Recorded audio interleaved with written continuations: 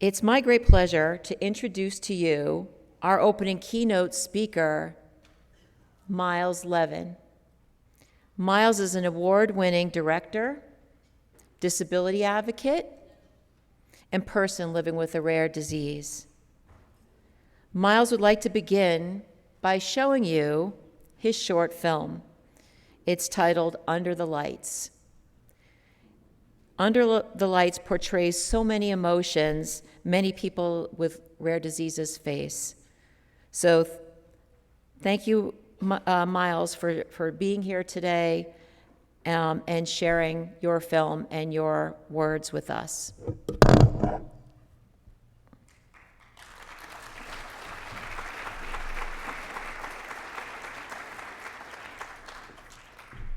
Thank you.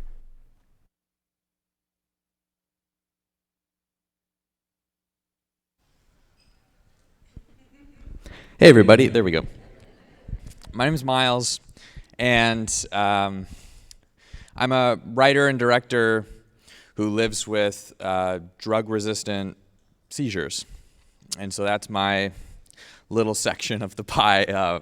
The disability community is so vast that I think we often really toss this phrase community onto a group of people that is so diverse that our experiences don't typically stack. We can't necessarily relate on a one-to-one level, but what I've learned is so important is to recognize that there are these universal human feelings and truths that unite us both with each other and with the general public. And so what I'm about to show you is this short film that I made that completely changed my life, and in ways that I absolutely could not have foreseen, that completely redefined my perception of what it means to live well. I'm a person with epilepsy who is a medical cold case. No one can figure out. I've seen some of the top minds in epilepsy medicine. No one can figure out why I have seizures. And I saw close to 100 doctors before I was 18. Like many of the people in this room can relate, I lived in a doctor's office. I did not feel that I had a childhood like other kids. And something that I noticed is that in my particular sector of the pie, we focus so much on these symptoms and blame these symptoms for living in a world that's unwilling to include us. And I would volunteer at this camp for kids who had seizures. And these kids would say that this camp, this 1 week long, was the only time in their entire lives that they felt like they didn't have to explain themselves, like they felt like, quote unquote, regular kids. And it really seemed to me that this really had next to nothing to do with their actual medical condition. It was on the programming of the general public and how they viewed us, the story that they had told and been told about us, that this perception had been programmed into our heads based on decades and decades and decades of programming in movies and television that had trained people to fear us. We've been portrayed exclusively on hospital shows and horror movies. Of course they fear us. And so I made this thing to try and do my part to portray first the person, and then we're going to talk about it a little bit about what I've learned. But thank you so much for having me. This is a very, very special experience for me, so thank you.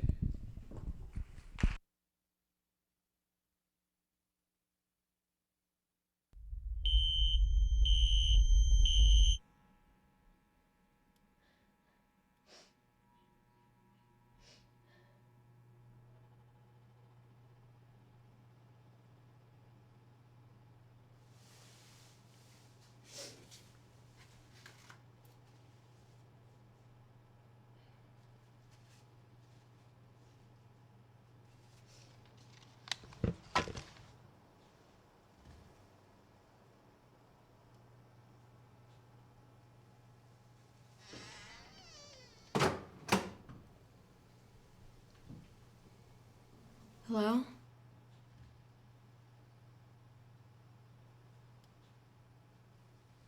Please tell me this is the boys' room. Okay, time to go.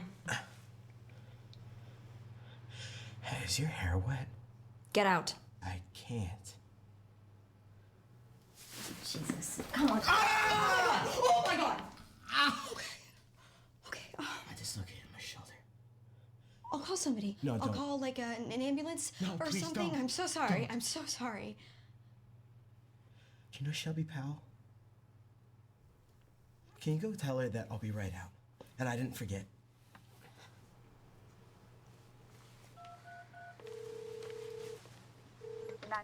What's your emergency? Yeah, this guy hurt his shoulder. Yeah, I think he needs help. Hang up. Are Hang they up. responding? Yeah, he said he dislocated it. Come on, hang up! Why are you in here? What's the address? Ma'am? Hello?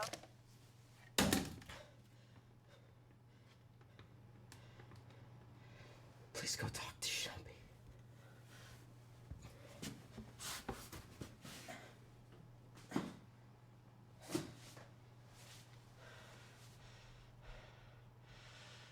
She's saving a dance for me.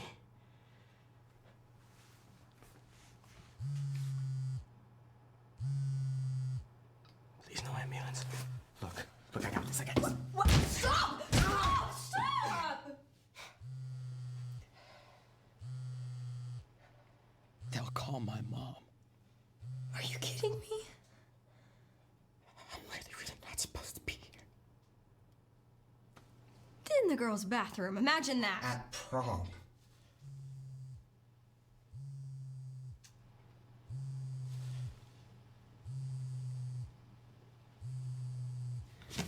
What? Oh. I'm sorry. I'm sorry. Stop! Stop! Stop! Stop!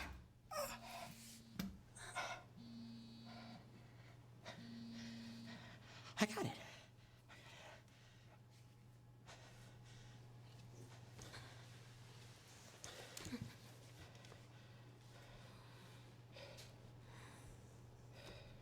What is your name?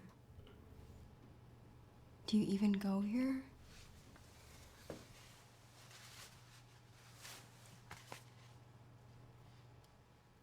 Your mascara's running.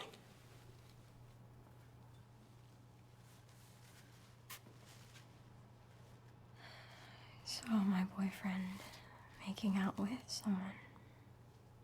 Sorry.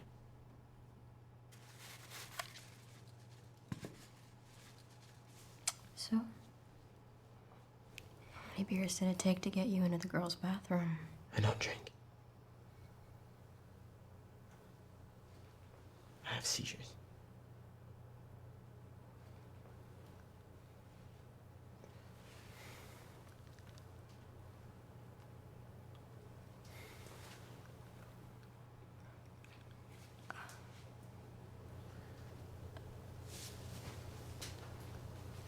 It's a blindfold. I thought it would help with the lights. I guess not. You can't tell anyone. You can't tell anyone, please. Of course. She's saving a dance for me.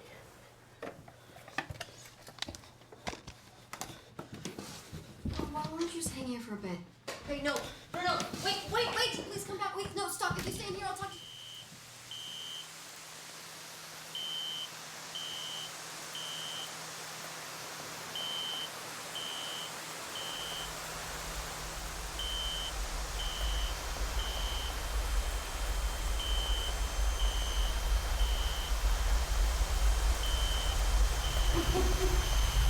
Sam? I gotta go, Mom.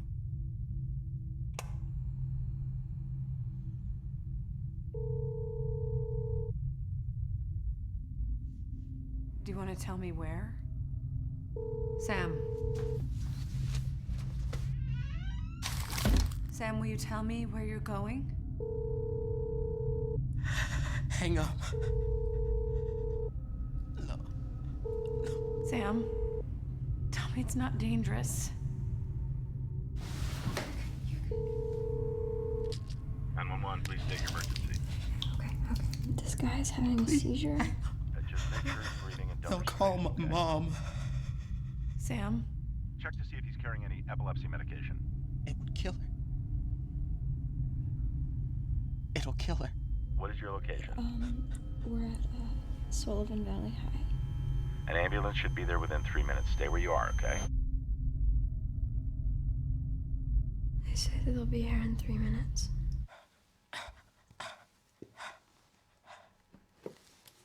What do I do? Just be here.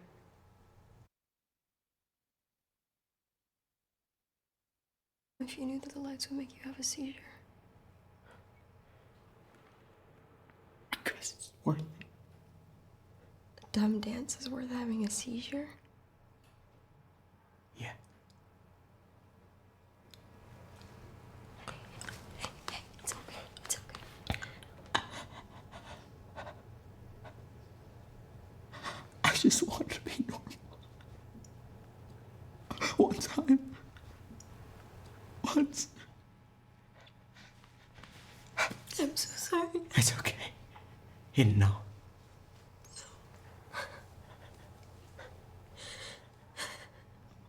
I pulled the fire alarm.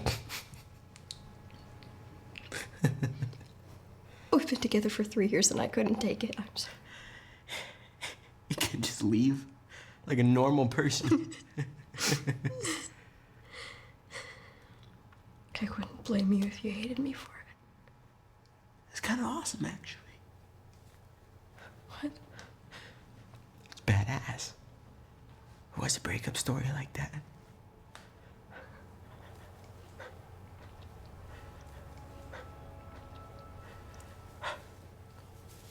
You're gonna have a seizure no matter what at this point, right?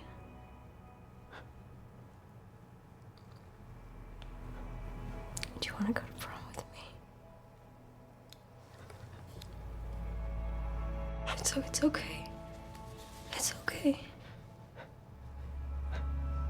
But only if you want to. You don't have to. Could I borrow your phone?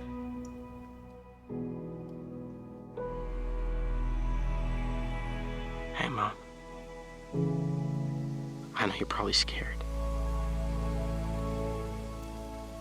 I went to prom, Mom. Just like everybody else. It's just hard. I don't want to get hurt, but I'm tired of missing out.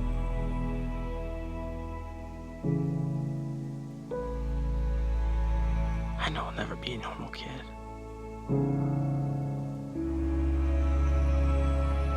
But at least I don't have to wonder.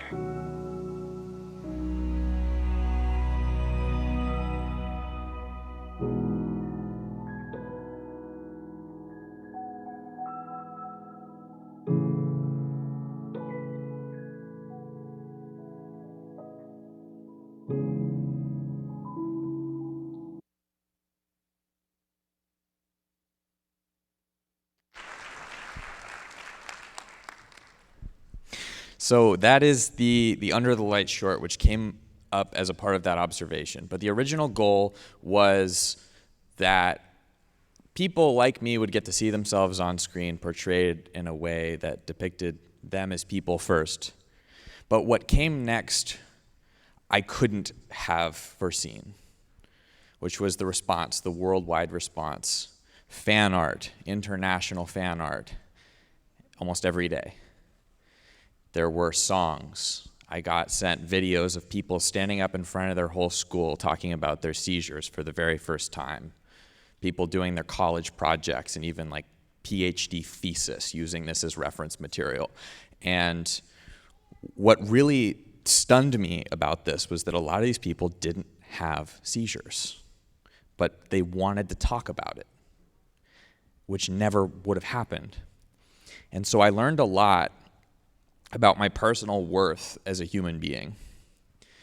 My story has been forever a laundry list of the things that have impacted my life irreparably because of my diagnosis. And in school, we get taught this very vague idea of success. The goal is success. You're to chase success. Get good grades, go to a good college, get a good job, and you'll be successful. And it's never explained, especially to kids, what does this even mean? What does this even mean? What we're definitely not taught in school is the subject of fulfillment. And to me, that's the meaning of life. And it's crazy to me, but I truly believe that the meaning of life can be taught. The meaning of life is, does it matter that you get out of bed in the morning? Not do you want to get out of bed in the morning. Does it matter that you get out of bed in the morning? And for me, that comes down to these 3 points: a sense of belonging, a sense of purpose, i.e., are you a part of something bigger than yourselves, as you all are in being here? And what is your story? Is it of all the things that have happened? Or is it the things that have happened and how that relates to where you're going? And so what I realized in the making of this was that my voice mattered.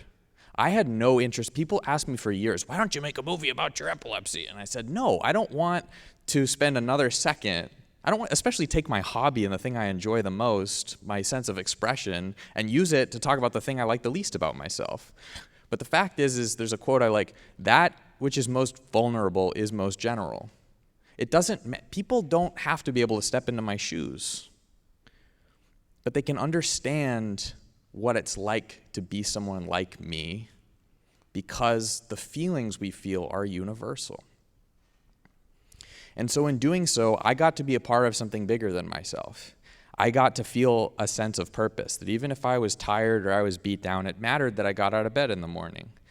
I felt a sense of belonging because I get to be in rooms like this one. And I felt that it mattered what I had gone through because maybe by telling my story, it would make it a little bit easier for someone else to tell theirs.